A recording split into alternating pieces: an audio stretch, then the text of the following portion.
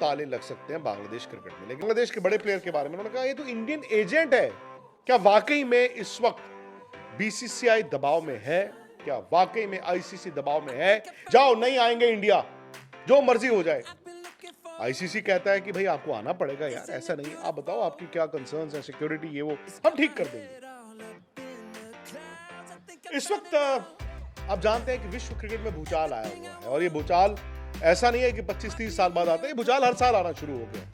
पहले इंडिया पाकिस्तान के ताल्लुकात रिश्तों की वजह से आईसीसी पर दबाव रहता था कि भाई एक दूसरे के मुल्क में आके क्रिकेट नहीं खेल सकते, चलो उसका एक तरीका ढूंढा गया, हाइब्रिड हो गया। अब आप भी जानते हैं कि बांग्लादेश के साथ अब नया नया विवाद खड़ा हुआ है। बांग्लादेश कहता है कि जाओ नहीं आएंगे इंडिया, जो मर्जी हो जाए।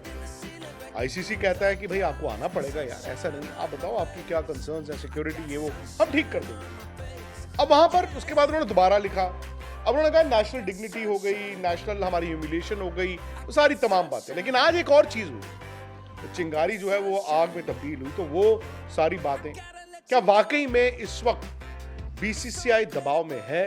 क्या वाकई में आईसीसी दबाव में है, या फिर बांग्लादेश खुद और किसी के कहने पे अपने पैर पर कुल्हाड़ी मार रहा है? ऐसा तो नहीं कि बांग्लादेश क्रिकेट अपने लिए गड्ढा खोद रहे। जो तमीम इकबाल, उनके सबसे सक्सेसफुल ओपनिंग बल्लेबाज, ने बोला है।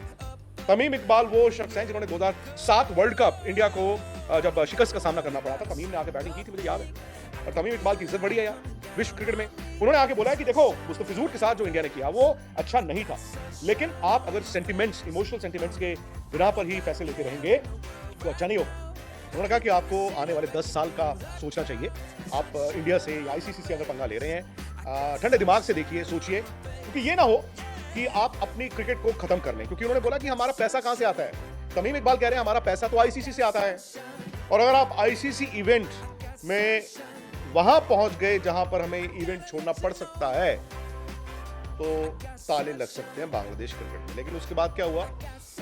आज बांग्लादेश की जो क्रिकेट बोर्ड के फाइनेंस कमेटी के चेयरमैन नजमुल, उन्होंने पता क्या बोला है आज? तमीम इकबाल उनके बड़े प्लेयर के बारे में, अपने बांग्लादेश के बड़े प्लेयर के बारे में उन्होंने कहा ये तो इंडियन एजेंट है।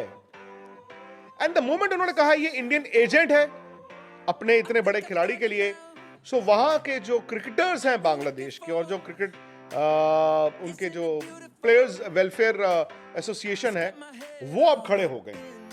उन्होंने कहा है कि आप इतने बड़े खिलाड़ी के बारे में ऐसा नहीं बोल सकते हैं। यानी कि अब बांग्लादेश क्रिकेट भी दो हिस्सों में बंट गया है। एक हिस्सा है जो लॉजिक से सोच रहे हैं, जो आगे देखते हैं कि अगर पंगा बढ़ गया तो भैया हाथ हमारे कट जाएंगे।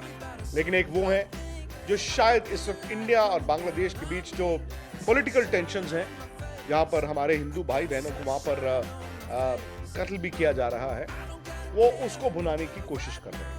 तो कहीं ना कहीं इसमें पाकिस्तान भी आता है, क्योंकि आप जानते हैं कि पाकिस्तान गवर्नमेंट और बांग्लादेश गवर्नमेंट ने उनके बोर्ड पर भी दबाव बनाया। नमस्कार दोस्तों, बांग्लादेश में कुछ भी हो सकता है।